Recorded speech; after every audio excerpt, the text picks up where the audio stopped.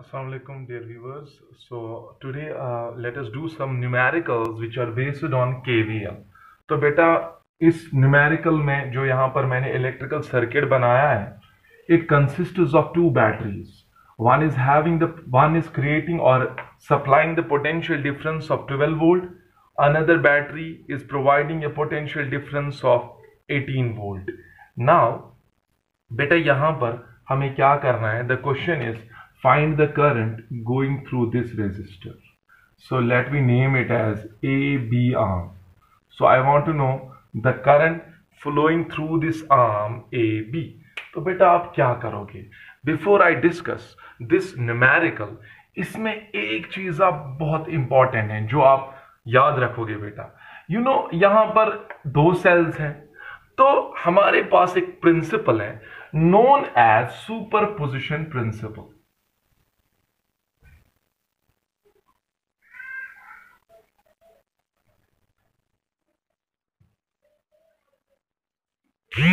बेटा वो है क्या?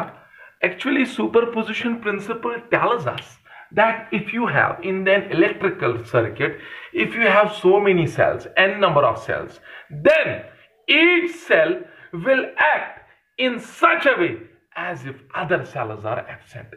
यानी कि ये सेल ऐसे यहां पे काम करेगी जैसे कि यहां पे ये सेल प्रेजेंट है ही नहीं. अच्छा, 18 वोल्ट की जो सेल है ये ऐसे बिहेव करेगी जैसे कि 12 वोल्ट की सेल प्रेजेंट है ही नहीं. That means this cell is independent of this one. So that means ये independently potential difference 12 volt provide कर रहा है और ये इंडिपेंडेंटली 18 वोल्ट प्रोवाइड कर रहा है. तो मान लो इस सेल से करंट I1 निकल रही है बेटा, से I1. Okay, now it is entering toward junction A. और मान लो इस सेल से this is also a positive terminal, so current positive terminal से शुरू होगी. सो मान लो यहां से जो करंट निकल रही है इस बैटरी से, that is I2. It is like this I2. So how many currents are entering the junction? Two currents, I1 and I2. Now what is the total current which will leave the junction? It will be the algebraic sum I1 plus I2. तो इसका मतलब क्या हुआ? एक एक cell ऐसे behave करेगी जैसे कि दूसरी सेल प्रेजेंट है ही नहीं. सो दे विल एक्ट इंडिपेंडेंटली. तो यहां पर क्या हुआ? 12 वोल्ट से करंट निकली because current goes from positive terminal. और यहां से क्या होगा बेटा? यहां से फिर से करंट I1 कहां से जाएगी? यहां से, क्योंकि I1 इस सेल से आई है. So it will make a closed circuit. I2 कहां से बेटा जाएगी? It will go along this path. So this is the direction of current flowing in this electrical circuit. तो superposition principle आप याद रखोगे. Each cell act independently.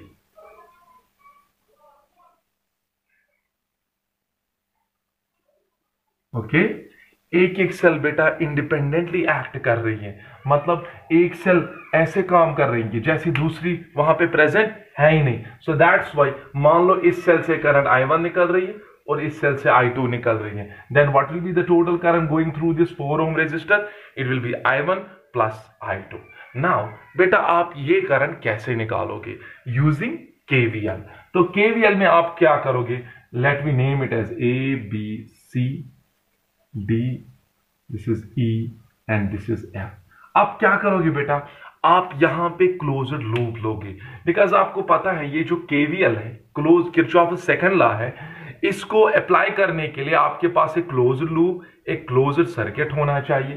तो हम क्या करेंगे पहले बेटा? We will apply KVL to closed loop DABCD. देखो DABC, सी तक नहीं है, ये तो ओपन आ गया तो D वापस, then it becomes a closed loop.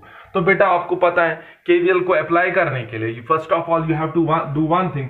You have to choose the sense of rotation. Let us choose the clockwise sense of rotation. Okay, आपने चूज किया सेंस ऑफ रोटेशन को. Now you know according to KVL, the algebraic sum of all the potential differences, whether that potential difference is of the cell or is of the resistor, will be equal to 0. तो बेटा आप क्या करोगे यहाँ पे? बताओ बेटा, इस सेल का आप देखो, जब आप चल रहे हो सेंस ऑफ रोटेशन ऐसे है, first of all at very first step you are at very first beginning you are facing which terminal, negative, so what will be this EMF, cell का EMF -12 वोल्ट लेगी। चलो आगे बेटा, और जब यहाँ पे जब मैं ऐसे चल रहा हूं, सेंस ऑफ रोटेशन और करंट रेजिस्टर के अक्रॉस, सेंस ऑफ रोटेशन और करंट की डायरेक्शन सेम है, so what will be the potential drop across this resistor, will it be positive और negative, it will be positive, and you know according to Ohm's law potential drop is current into resistance, so it will be plus I1 into 4। Okay, और क्या बेटा इसमें आ रहा है, आप चलो ऐसे, आप जैसे आप मान लो आप सेंस ऑफ रोटेशन में ऐसे मूव कर रहे हैं, now you have reached to this resistor 4 ohm. अगर आप यहां पे भी देखोगे सेंस ऑफ रोटेशन भी नीचे से और करंट भी वही से, the direction of the current is along the direction of sense of rotation, so potential drop across this resistor will be also positive, and you know according to Ohm's law what will be the potential drop across this resistor, current into resistance, I1 plus I2 into 4। ठीक है बेटा, because potential difference across this will be equal to how much is the current going through this 4 ohm, I1 plus I2 multiplied by resistance is equal to 0। So I will further simplify it, -12, 12 को वहां ले जाओ, यहां क्या बचा, 4I1 plus 4I1 plus 4I2 is equal to 12 को वहां ले जाएगी बेटा, is equal to 12। तो यहां पे 4 को बेटा कॉमन निकालो, या 4I plus I1 it is 8I1 plus 4I2 is equal to 12।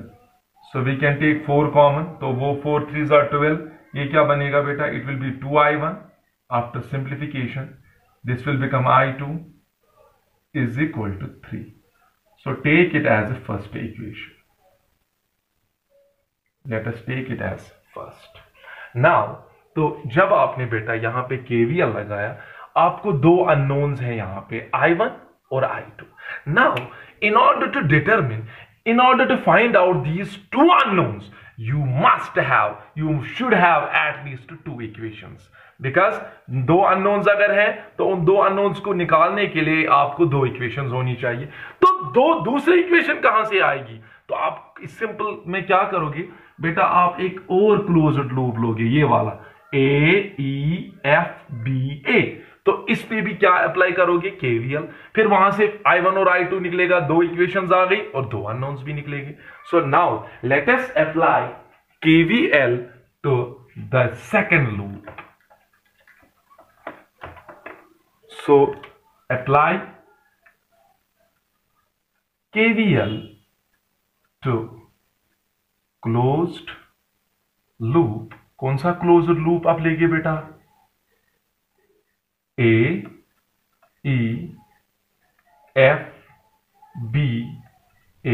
Now choose the sense of rotation first if you want to apply KVL. It is your choice whether you take clockwise or anti-clockwise. So यहां पर I1 plus I2 थोड़ा इधर लिखिए, I1 plus I2। तो क्या करेगी बेटा, let us take anti-clockwise sense of rotation like this।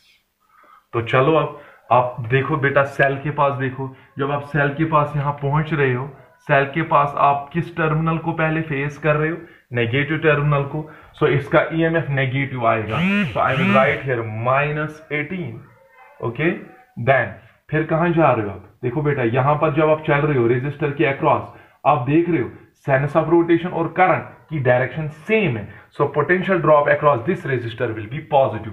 क्या लिखेंगे, plus I2 into 4, Ohm's law, I into R। चलो बेटा और आगे चलो, आगे जब पहुंचे तो यहां पर एक और रेजिस्टर है, नाउ सी करंट और सेंस ऑफ रोटेशन की same direction, so again potential drop across it will be positive, so it will be I1 plus I2 into 4 is equal to 0 बेटा। ठीक है बेटा, so it is quite simple, this is the basic application, या जो sign conventions का मसला है वो इन क्वेश्चन से आपको समझ आया होगा। तो आप जब चलोगे, जैसे सेंस ऑफ रोटेशन लिया है, आप फील करो, आप चल रहे हो, you are facing the resistors, you are facing the cells on the way. So on the way, when you face the cell, if you face the negative terminal first, then the EMF of that cell will be taken as negative. Okay, on the way, when you face the resistor, if the sense of rotation and direction of current is same, then potential drop across that resistor will be taken as positive, otherwise negative. So now beta isko further solve karegi, it will be 4i2 plus 4i1 plus 4i2, 18 को वहां ले जाएगी, is equal to 18. So 4i2 plus 4i2 it is 8i2. 4i1 पहले लिखेंगे, 4i1 plus 8i2 is equal to 18. So अब क्या आएगा बेटा, I will take 4 common, it will be i1, or I can take not 4, I will take 2 common. So it will be like this, 2i1 plus 4i2 is equal to 9. तो देखो बेटा, दो loop से आपको दो इक्वेशंस निकली, तो दो इक्वेशंस में से i1 i2 तो दो अननोन्स, तो आप सिंपल सब्स्टिट्यूशन मेथड लगाओ, या इनको सीधे you can do one thing, you can subtract first and second, उसमें 2i1 एलिमिनेट, सो i1 एलिमिनेट होगा और i2 निकलेगा. So let us do it. Subtracting first from second. So how much you will get? 2i1 minus 2i1, it will be 0, plus 4i2 minus i2, that is 3i2, is equal to 9 minus 3, that is 6. So i2 beta कितना निकला? i2 निकला 2 ampere. So how much is the current which is withdrawn from this cell? 2 ampere. Okay, how much is the current which is withdrawn from this cell? Substitute the value of i2 either in first or in second. Let us substitute it in first. So therefore 2i1 plus beta i2 कितना है? 2 ampere is equal to 3. So i1 कितना निकला बेटा? It is 1 by 2 ampere. Is that clear? तो बेटा दोनों sales की current निकली, तो इस सेल से 1/2 एम्पियर या 0.5 एम्पियर करंट निकल रही है, और इस सेल से 2 एम्पियर की करंट निकल रही है. तो now it is quite simple, what will be the current which is going through this arm A B. So वो आप कैसे निकालोगे? So therefore current flowing through arm A B